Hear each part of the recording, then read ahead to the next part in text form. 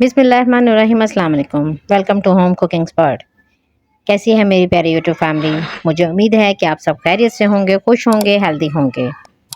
आज मैं आपके लिए एक ख़ास किस्म की रेसिपी लेकर आई हूँ। अक्सर औक़ात हम घर पे दूध लाते हैं और दूध हमारा ख़राब हो जाता है, तो हम उसे वेस्ट कर देते हैं। तो आज मैं आपको ख़राब दूध से रेसिपी बनाना बताऊँगी, जो कि है रसमलाई की। ये मैंने तकरीबन 1 किलो के करीब दूध लिया था, जो कि ख़राब हो गया, बाहर पड़ा रहने की वजह से ख़राब हो गया। और इसको मैंने खुद से फाड़ा नहीं है, ये खुद ख़राब हो गया। तो इसको हम वेस्ट नहीं करेंगे, इसकी हम आज रसमलाई बनाना आपको मैं बताऊँगी। तो रेसिपी स्टार्ट करते हैं। बिस्मिल्लाहिर्रहमानिर्रहीम। तो उसको जब मैंने बॉयल किया तो ये दूध फट गया था, तो उसको फिर मैंने फ़ौरन बंद कर दिया। इसको मज़ीद नहीं पकाना आपने, ठीक है? और इसके बाद इसका पानी इस तरह से मैंने ड्रेन कर लिया एक छन्नी रखकर। आप देख सकते हैं ये नीचे इसका पानी काफ़ी निकल आया है। इस पानी को आप वेस्ट ना करें, इससे आप आटा भी गूँध सकते हैं, कड़ी वगैरह भी बना सकते हैं। इसको सिर्फ 5 मिनट के लिए मैंने छन्नी में रखा है, उसे मज़ीद दबाया नहीं है। तो अब इसे मैं एक साफ़ ट्रे में ले लूँगी और इस तरह से हाथों की मदद से इसकी जो गुठली हैं वो सबको तोड़ दूँगी।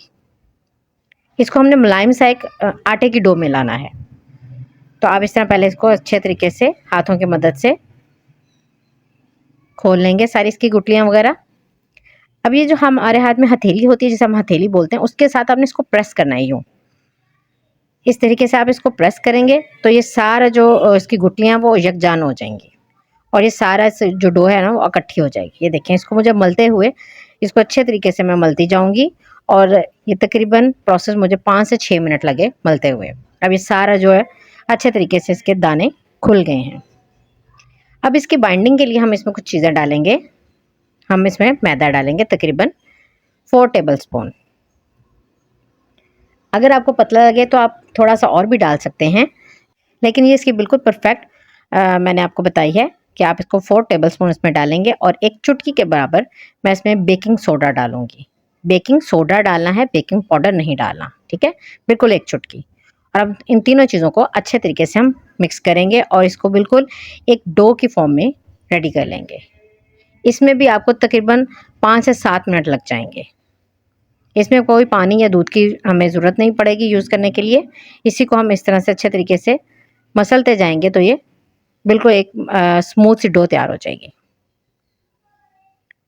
ये आप देखें, इस तरीके से मैं इसको मसलती जाऊंगी और इसकी एक स्मूथ सी डो रेडी कर लूँगी। ये देखें कितनी ज़बरदस्त माशाल्लाह, देखें कितनी ज़बरदस्त, कोई क्रैक नहीं है इस पर और इतनी ज़बरदस्त सी ये डो तैयार हुई है, ठीक है? अब आप इसकी कोई भी शेप दे सकते हैं, ओवल शेप में बनाना चाहें, अगर आप गोल शेप में बनाना चाहें वो आपकी अपनी मर्ज़ी है। मैं आपको दोनों इसकी शेप बता देती हूँ। थोड़ी सी मैं इसमें से लूँगी और उसको हथेली पर रखकर इस तरह राउंड राउंड, जैसे हम आटे का पेड़ा बनाते हैं ना, उस तरह से आप इसकी छोटी छोटी सी बॉल्स बना लें।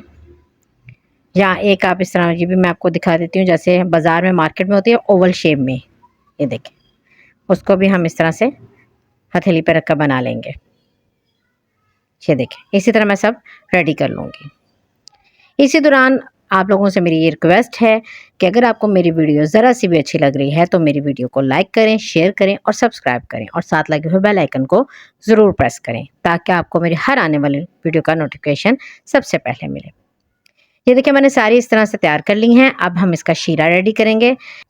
शीरे के लिए मैं चीनी लूँगी तकरीबन 2 कप के करीब और साथ में मैं 2 से 3 इलायचियाँ लूँगी, जिनके मैं मुँह खोल दूँगी ताकि उसकी अच्छी सी खुशबू शीरे में आ जाए। और इसके लिए हम पानी यूज़ करेंगे तकरीबन 3 से 4 कप, ठीक है? आप 2 बड़े गिलास भी ले सकते हैं। आप कप के मेजरमेंट में रखेंगे तो आप 4 कप इसमें पानी डालेंगे। ये आप देख सकते हैं, मैंने इसमें 4 कप के करीब पानी डाल दिया है।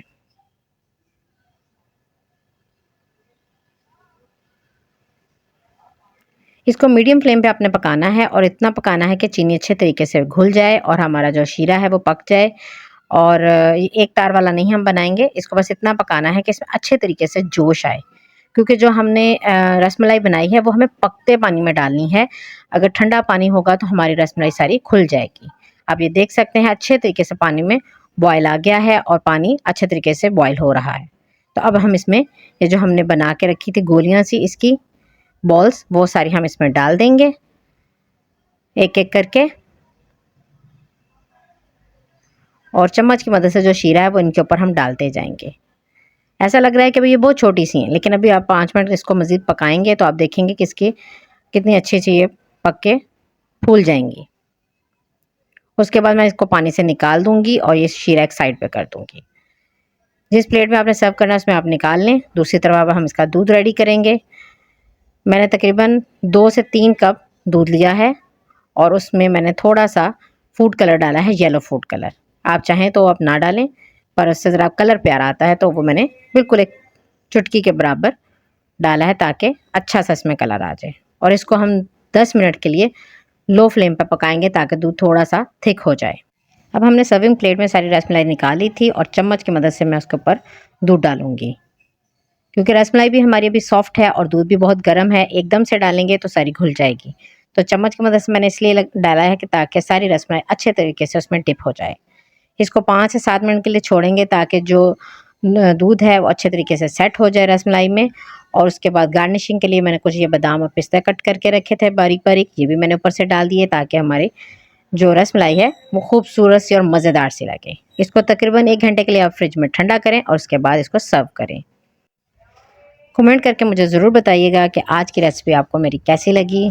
नेक्स्ट वीडियो में मिलूँगी। अपनी ढेर सारी दुआओं में मुझे याद रखिएगा। अपना बहुत सारा ख्याल रखिएगा। अल्लाह हाफ़िज़।